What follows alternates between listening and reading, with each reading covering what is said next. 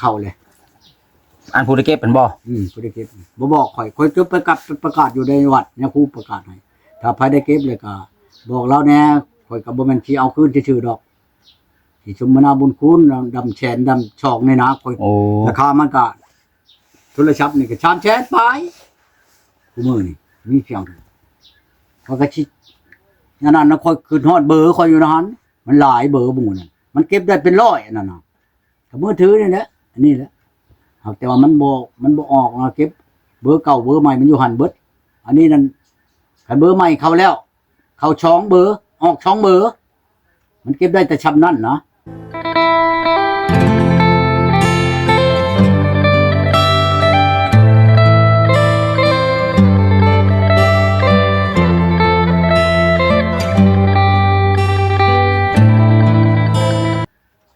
อย่ามันเห็นได้จ้ะ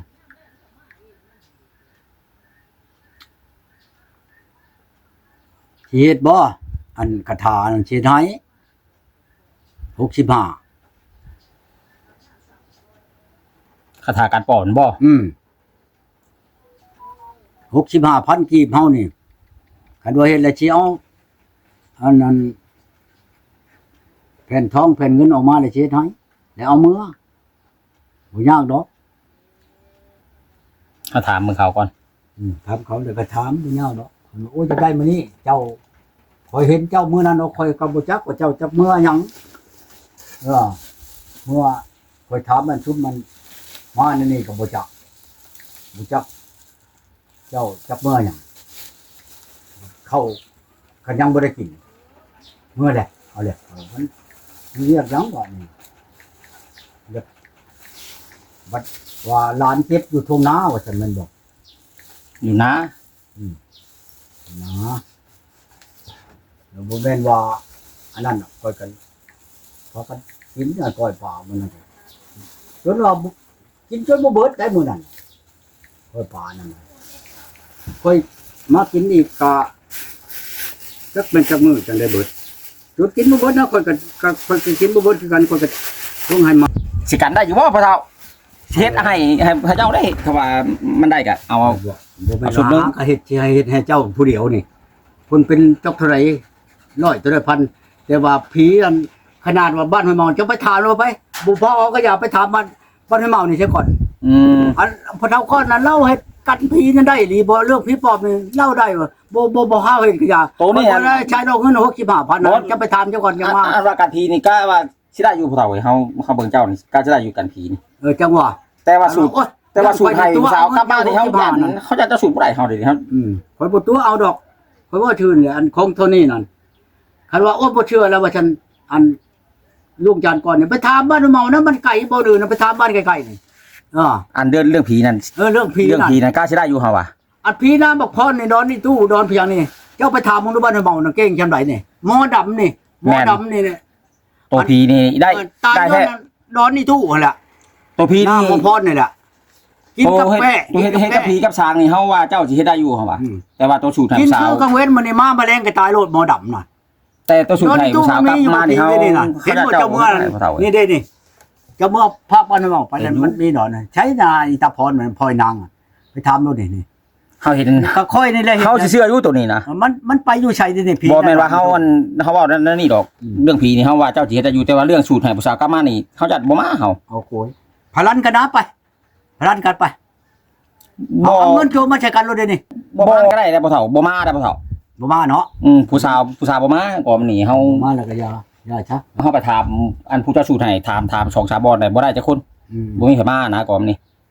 ค่อยบ่ทันได้สูตรภายในนี่สูตรจะมอนนึงกันผู้เดียวนั่นน่ะสูตรผู้ว่าที่เจ้าประสงค์ให้ก็เฮาโทรถามเราแหละเราว่าบ่มาบ่มาบ่ได้เราว่ายังบ่เห็นมานะเราว่ายังบ่เห็นมาเมื่อจะไปหาได้เราว่าเฮ็ดบ่ได้ก็คือเก่าเราว่าบ่ได้ผลเราว่าหากแต่เรื่องผีช้างเจ้าเฮ็ดได้อยู่อย่าตัวนั้นแหละก็นี่เฮาโทรถามว่ามาบ่มาเราว่าอย่าเฮามาแล้วก็อย่าจ้ะเป็นนำบ่ได้มีฮู้บ่ว่าบัดนี้เฮาเลยว่าเบิ่งมาว่าสูตรผู้นี้บัดนี้เรายังมีบ่ทันปานเมียแหละบ่เฮ็ดเนาะตัวนี้บ่ค่อยบ่เฮ็ดมาให้ค่อยไล่จักไดก็บ่เฮ็ดตัวนี้คันว่ามีลูกมีเมียอยู่บ่เฮ็ดเนาะพ่อเฒ่าบ่เฮ็ดยันบาปยันกรรมเอาแล้วรอนึงบ่ ภาคลูกผัวเขาเนาะลูกเมียเขา เขาดาบก้อยน้ำความบวย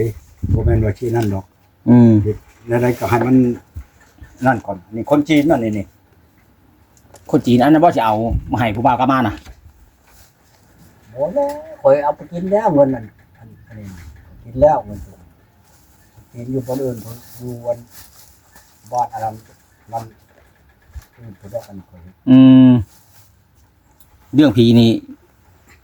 เฮาว่าเจ้านี่เฮ็ดได้คักแท้เชื่อแท้บ่ถูกแต่ว่าเรื่องผู้หญิงนี่มันเขาได้ไปบ่อยากกลับบ้านนะผู้หญิงนี่เฮา ว้าวบ่ว้าวสิผู้อื่นว้าวสิข่อยนี่ใช้อันเจ้าเห็นในบ้านเจ้าน่ะนี่ได้อีอันนี้ว่าซั่นคันเจ้าเอาได้นี่ข่อยสิให้เท่านั้นข่อยสิไปเฮ็ดให้มื้ออื่นนี่ข่อยบ่เว้ามื้อใดข่อยสิไปมื้ออื่นนี่ไปหาอี บ่คันไปหา ขอให้มันอยู่นํกับข่อยได้ถ้ามันบ่มานํข่อยนี่ข่อยสิเสียให้เจ้าถ้ามันมาแล้วข่อยเอาซื่อ แม้คันเจ้าไปนะสมมุติว่าเจ้าเฮ็ดคาถาให้สมมุติว่าเฮ็ดให้เฮาสิเนาะ อ่า บัดเฮาไปแล้ว คือกันนั่น มัน เดียวกัน บ่มานำมันหนาบ่เท่า อันเดียวกัน เขาญาติมันบ่มานำในนั้นแล้วเดี๋ยวนี้นะเขาญาติตัวนั้นแล้ว พอเห็น คันว่าเจ้าไปนะเจ้านั่น อืม ในมันติดตัวเจ้าได้เนาะบัดเฮาไปบัดยันบ่ได้ผลจังซั่นนะคันมันได้ผลมันโยกไผสิบ่อยากได้ อันของตัวนี้นั่นโอ้ย ย่านมันขึ้น กินมามัน มันขึ้นกับมันว่า เท่าได้พันล้าน ของเฮาผือว่า อันเรื่องผู้ชาวนี่ อืม หมู่บ้านนี่เอามาพลันกันรถก็ได้อันนี้อีนายอีนะหันนะไปน้ำข่อยนี่ๆๆชี้ใส่รถอันนี้เจ้าเข้าไปลบไหมขอจะมันเว้าน้ำข่อยคันมันบ่มาน่ะข่อยสิเสียให้เจ้ามาแล้วข่อยเฮ็ดซื่อๆได้ข่อยสิมาเฮ็ดข่อยสิขออนุญาตกับเมียข่อยเสียก่อนข่อยสิมาใช้มันอยู่นี่ คันเจ้าไปในนั่นสิมาอยู่คันเฮ็ดให้เฮาแล้วบัดเฮาไปยันบ่มายันนั่นได้เฮานะ ของข่อยก็คือกันกับ บ่แล้วเอา เขาไปก็คือกันกับข่อยไปนี่แล้วข่อยบ่ได้เว่าขี้คุยหรอก ยันมันติดตัวเจ้าแหละมันก็จะต่อยใช่บัดนึงก็ได้บัดเฮาบัดยันบ่ติดยันบ่มาน่ะ เดี๋ยวกันบอกอันนั้นคำไผเช้า แต่ว่าเรื่องผีเรื่องหยังนี่เฮาสิเชื่ออยู่ตัวนี้ แต่ว่าเรื่องสูตรให้ผู้สาวกลับมาเฮา มา เฮาโทรถามมันผู้นั้นก็ว่ายังบ่เห็นมายังบ่มาอยู่แล้วว่ะ ใช้ข่อยก็เฮ็ดแต่ให้ผู้เดียวนี่ก็ ให้ผู้บ้านโพนน่ะ อืม เราว่ายังบ่มายังบ่ได้มาเฮ็ดจังไดมันสิมานี่เนาะเราว่ะ อืม หากเราว่าเจ้าบัดว่ามาแล้วที่บ่เฒ่า จนมันมาเอาอันนั้นอยู่น้ำข่อยอยู่เช่นน้ำมันเอาไปเพียงเช่นบอกอันนั้นน่ะ จักแล้วบ่จักหากเราทักมาหาเฮาวาง มาเอาหลอดกระ วางหนึ ถาง นี่ นี่ ว่ายังบ่ทันมา มันมาเอามื้อนั้นข่อยไปชงให้มันอยู่หั่นมันก็เอามือแต่ข่อยอยากให้เขามาเอาอยู่พี่แต่มันว่าข่อยบ่จักทางไปมันว่ามันยากเจ้ามาชงให้ข่อยดีกว่า ชื่อเปิ้นนะชื่อเพิ่นนะ ค่อยสิให้ดอกอันค่าน้ำมันมันว่าค่อยก็ลงไปชงมันหลายไปได้ค่อยว่าน้ำมันมันถามค่อยนะ50ค่อยว่าไปกลับหรือมันก็ให้ค่อย50,000ฉันนกมานั่นน่ะ เราว่ายังบ่มาเราว่าผู้นี้นะ จังว่านะยันเจ้าถามก่อนค่อยพุ้น ก่อนนั้นแล้ว อืม ว่าแต่เรื่องผีนี่เจ้าสิหาบ่ประมาทเจ้าตัวนี้ ได้แท้แต่เรื่องผู้สาวเฮาคือยากแท้จะให้กลับมานี่ โอ้ค่อยเว่าชื่อๆแล้วอันเมียค่อยนั่นค่อยบ่ได้ใช้แต่ค่อยเอาเมียมาผ่านมานี่บ่ได้ใช้6คนซื่อๆนอกหันแล้วมึงโลดมึงลืมแม่โลดแห่งดีอันอีว่าบ่เอาดอก คือกันก็ค่อยไปบ้านผักนี่นั่นบ้านผักนาชอยนี่ค่อยบ่ได้ใช้บ่ได้ใกล้ฮอดผู้ชาวขอชื่อมันบ่ได้ข่อยก็มาโลดปานนั้นอ้ายเตลงเฮือนเสียชีลาด800,000มื้อนั้นทุกหน้ามัน ได้ที่บ่เฒ่าอาจจะเฮ็ดสิตังคายนี่สิตังคายผู้สาวนี่ให้กลับมานี่บ่เฒ่า เป็นได้ก็ สิตังคายสู่ทางผู้สาวมาแล้วคันมันได้นะคันว่าบ่มา มี นี่ ข่อยถามแล้วหมอนผู้ที่ชูมีเมียอยู่ข่อยบ่เฮ็ดได้ข่อยบ่เฮ็ดจังว่า เอา มั มัน น มีตั้งเขาบ่เอา อยากได้2คนเด้เฮ็ดได้ซะอยากได้2คนนี่ คันเมียมันน่ะพร้อมเพียงเฮียงหน้ามันให้เอามาฮอดชิปก็เอานะได้ เอาเมียมันน่ะมาพร้อมอีกมาถามกันอยู่ในเรือนข่อยนี่ คันว่ามีให้เอามารุด เออ เป็นจังได๋ค่อยก็บ่ว่าจังไดจึงเฮ็ดให้ได้บ่ โทรใช่รู้นี่โทรแล้วอันว่าน้ำเมียโตได้ว่าซั่นเฮาเองนี่สิเว้าน้ำเมียหมอนี่น่ะโทรเบิ่งดูข่อยสิเว้าเองเจ้าสิพร้อมบ่ผัวเจ้าสิเอาเมียนี่พร้อมแล้วผัวเจ้าอยากให้ชูผู้นี้มาหานี่เอาโทรใช่รถแล้วให้มันเอาอันโทรศัพท์มันน่ะให้เมียมันน่ะ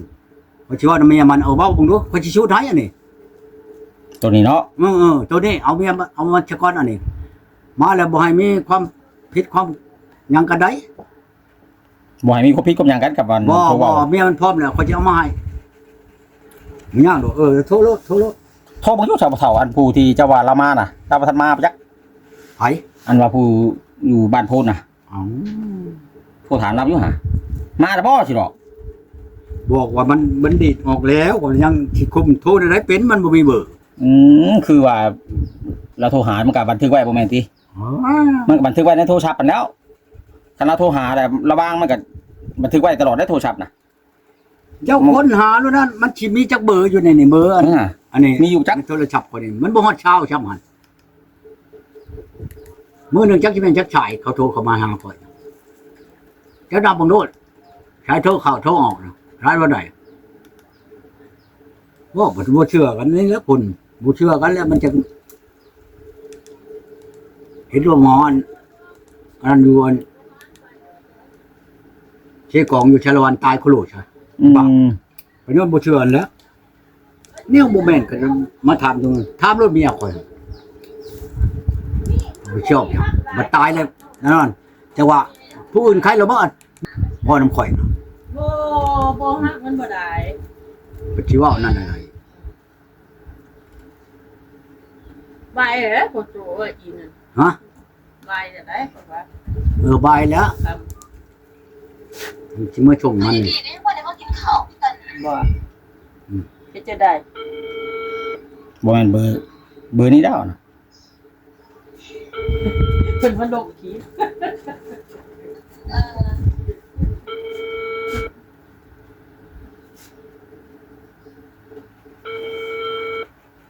ประตูปฏิเขาได้โน่อยู่ที่นี่บ่ทันได้กินข้าวเพลนบ่แก ไผ เนาะ บ่ฮับเนาะ ไผแล้วเจ้าโทรหาบ่นั่นแหล้วนี่นะ ขออภัย โดยที่ท่านโทรหาบ่มีคนรับสาย กรุณาลองใหม่อีกครั้ง Sorry the number you dialed does not ได้เบอร์เราให้สิโทรมา หึ เราเห็นเบอร์เราให้สิโทรมาเจ้าว่าเบอร์ผู้นั้นแล้วเราเอาให้เฮาเบอร์ตะกี้ผู้แต่ละมา กล้าบ่ แต่ละมาว่าตั้งให้เฮามาตั้งค่ายตัวนั้นผู้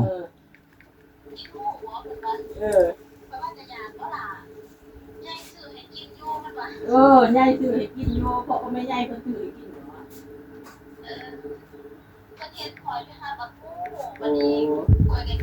ห้าห้าเจ็ดเจ็ดเจ็ด168 เด้เดี๋ยวจะได้เต็มเนี่ย เบอร์ซื้อเปิ้นกันแล้ว อันนี้ได้ ตอนนั้นน่ะ ยายซื้อให้กินเนาะบอกเป็นเพิ่นเนาะ คันว่าเรา ใช้มันอยู่ใช้นั่นน่ะ ฮะ ครับ กระดาษ ผมมาชงมันแล้วมันบ่ายโมงนึงเลยมื้อก่อนเลย เมื่อส่งอยู่เซโนหุ่นบ่ ชงคิวรถพู้นแล้ว คือว่า ตอนมายังเรายังมาให้เจ้าไปเอาบ่ ไผโทรมา แจ๊ ฮะ เบี่ยงเตี้ย ไปส่งคิวรถไปตลาดใหญ่เพิ่นบ่พ่อเฒ่า แต่ละไง ไปคิวรถมีพุ่นเนาะ เบี่ยงกินเนาะ เอาบ่ค่อยบ่ได้เรียกว่ามันดอกไปถามซื่อ โอ้ยแล้วครับพอตู้เพิ่นบ่นั่นซ้ำเพิ่นว่าสิมาสูตรให้ผู้สาวกลับมานี่เดี๋ยวนี้พอตู้เราเฮ็ดยันผู้สาวบ่มานี่ยาซะเฮาก็ดิเราบ่เฮ็ดให้เราว่ายันผู้สาวบ่มาโอ้ยว่าสัตว์เวรบัดนี้ฮะลุบฉับนคู่ มัน ชื่อวี บ่แม่นย่านผู้ชาวบ่มา